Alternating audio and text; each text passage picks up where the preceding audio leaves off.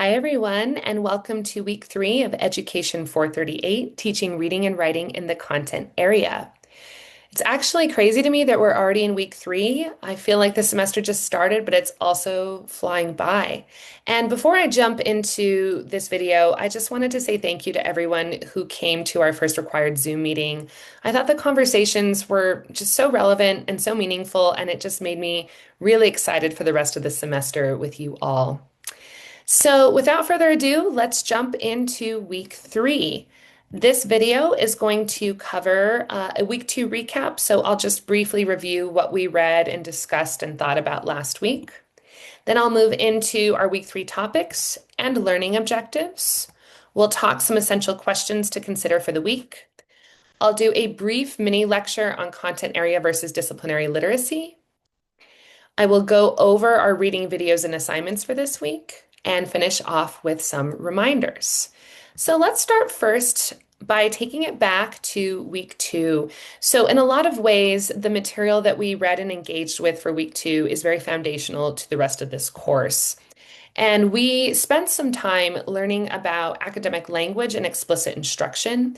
If you were at our Zoom on Wednesday, you know that we really kind of dug into why explicit instruction is so important. And in your breakout rooms, you talked about academic language across the contents that you teach. We also did some reading and work with content literacy and its connection to the Common Core State Standards. You explored some material related to Yazzie Martinez versus the state of New Mexico. And you also engaged with some material and information on 2 frameworks that we're going to be using throughout this entire semester. These are frameworks for lesson planning, unit planning, curriculum design, and they are, of course, the backwards design model and universal design for learning. So before I jump into really digging into week 3, I want to talk about a couple big takeaways from week 2 that I had. And there are two big ones that I really want to focus on. The first one is that I just kept being reminded as I read and took notes and watched our videos from last week of the importance of validating and building upon what our students already have and do. So, building upon their thinking processes, the languages they're bringing into the classroom, the funds of knowledge they're bringing into the classroom, that's the most important thing, right? And from there, we can build and explicitly teach students the language to navigate and really be successful in school spaces. So that was the first big takeaway for me. The second, I was thinking a lot about synthesis and connection this week because part of what I'm asking you to do for your first assignment is to do just that, right? To connect the dots between readings and videos we're watching, to synthesize and think about larger ideas. And as I was spending some time with UDL, I was really struck by UDL's goal, which is to minimize barriers, maximize learning for all students. And I thought to myself, this is the goal, and it's being informed by everything that we're learning about and reading, right? So, work that we do with academic language in the classroom, building content literacy, backwards design planning, focusing on UDL, all of that is with the goal of minimizing these barriers and maximizing learning for all of our students, particularly our students who learn differently or who come from backgrounds where they haven't had access to academic funds of knowledge. So I think that this goal really aligns with the Yazzie Martinez decision, which of course calls for multicultural, multilingual learning for our New Mexico student populations. So I was just making a lot of connections between the overall goal of UDL and the goal of kind of everything else we've been learning about. So hopefully you're making some connections. You're really starting to synthesize that material because it's really going to help you out with your first major assignment this week, which is a reflection piece. So moving to week 3 topics, you see a content warning on screen. If you are someone who is either intimidated by or falls asleep because of a lot of linguistic terminology or grammatical terminology, I do apologize in advance. This week's reading, particularly the Zweers chapter, is very heavy on some linguistic terms. But I want you to try to stick with it because I promise it's important to understanding the functions and features of academic language, which is one of our week 3 topics. We're also this week going to be looking closely at Common Core State Standards in relation to literacy skill development. I'm going to give you a little bit of background on content area versus disciplinary literacy, the differences, the similarities. We're going to continue to explore and understand universal design for learning and backwards design planning. And all of those topics, of course, are going to relate to our objectives this week. So we have a lot and try to go through them quickly. Our first one, you are going to read and annotate Chapter 2 of Building Academic Language to extend your thinking about the functions of academic language in your secondary classroom. This is the chapter with lots of grammar. Take breaks, have caffeine, you'll get through it. This chapter will also help you think about and decide which features of academic language you want to explicitly teach in your content area. You will also consider multiple perspectives regarding the Common Core state standards. I am all about deeply understanding any set of standards that we are supposed to teach in alignment with, understanding the pros, the cons, the usefulness, the not usefulness of them. So it's important to me that we look at a lot of different perspectives on CCSS. I also want you to consider literacy anchor standards and the evolution and how the CCSS continue to be implemented. You will understand similarities and differences between content area literacy and disciplinary literacy through viewing this video, I hope. You will continue to deepen your understanding of both backwards design and UDL as frameworks that will inform our curriculum and unit plan building. I have given you even more videos, graphics, models to engage with just to continue to build your background in these two frameworks. They're so important. And then finally, you'll engage in your first major assignment of the semester, which is a reflective piece in the form of your choice that will synthesize content from our first 3 weeks of readings, videos, and discussions. And you will notice under this week's module, I have an assignment video that really looks at that first reflection in detail so that you can really be successful with it. All right, essential questions. These are the questions I want you to go into this week's readings and material thinking about. The first one, how can we better help our students to see language as dynamic and not as static or fixed? What are the functions of academic language and which features of academic language should we explicitly teach to our students?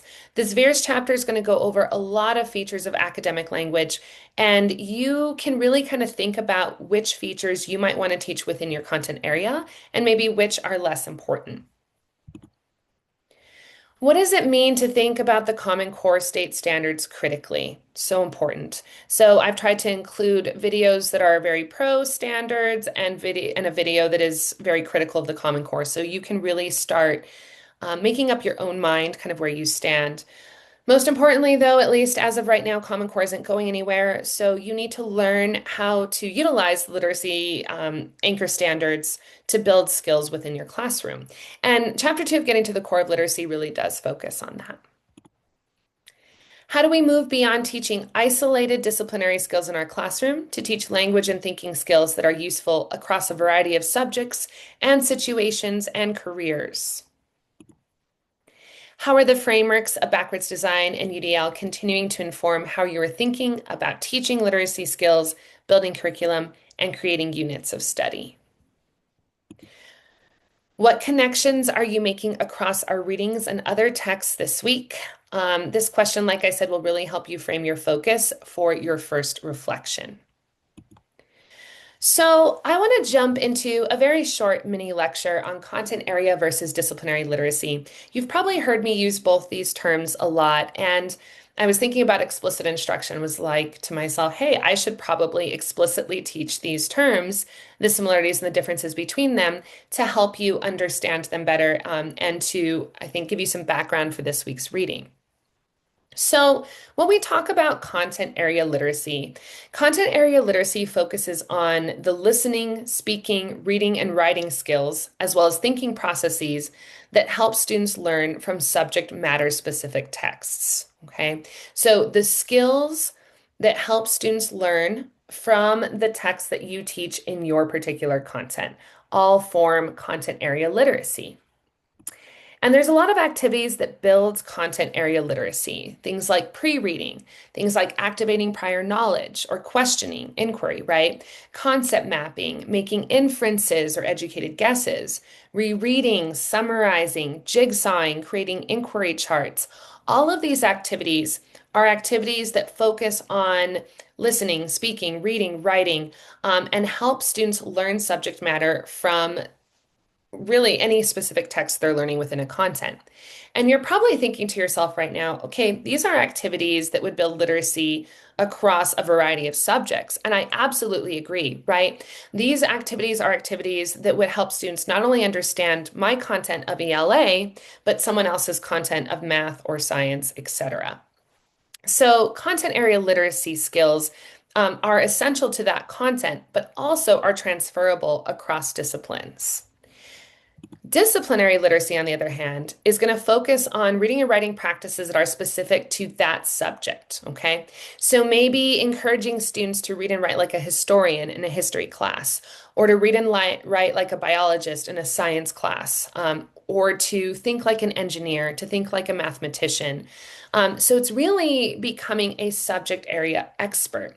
And you can kind of notice that off the bat, disciplinary literacy is more specific, right, than content area literacy.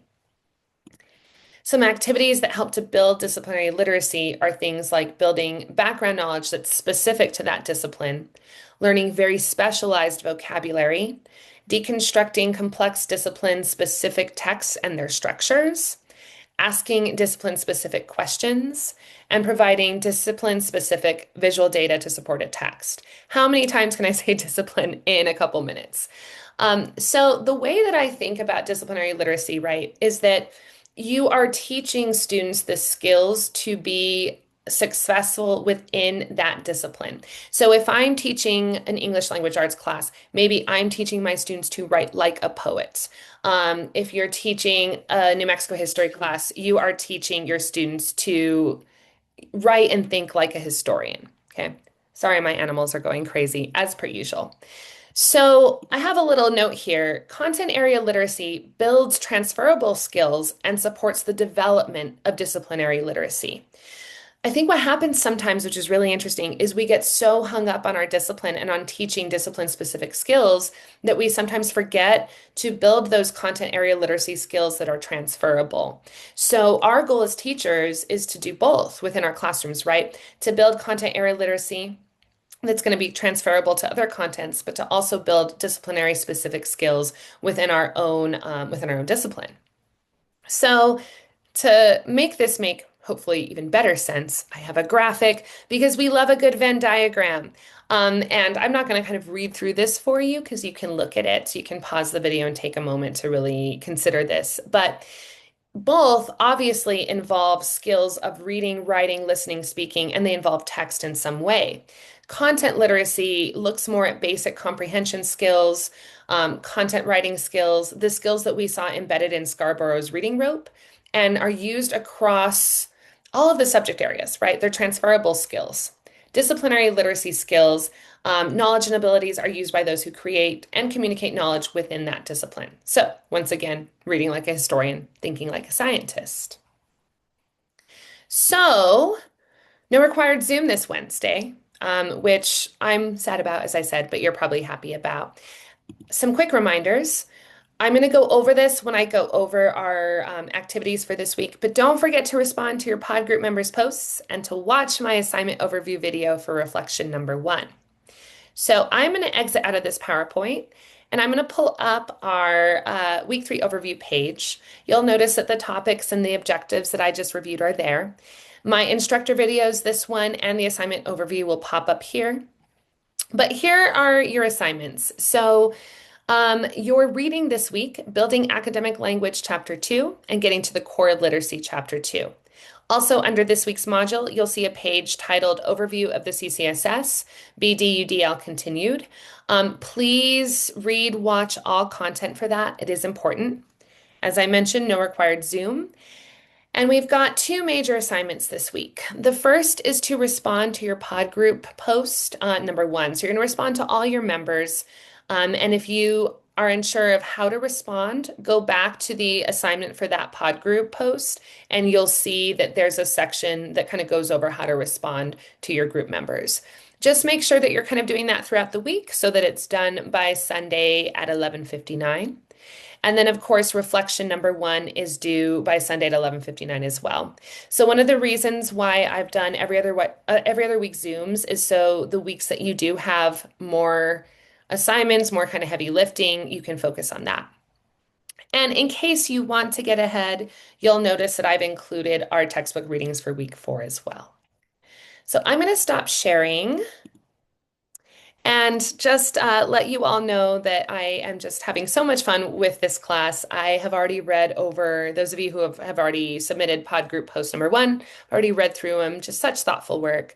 I apologize if I was a little scattered during this video. I had a severe allergic reaction to something yesterday, and I've just been kind of a little foggy since then. So thank you as always for bearing with me. And yeah, please reach out if you have any questions, and I always look forward to hearing from you.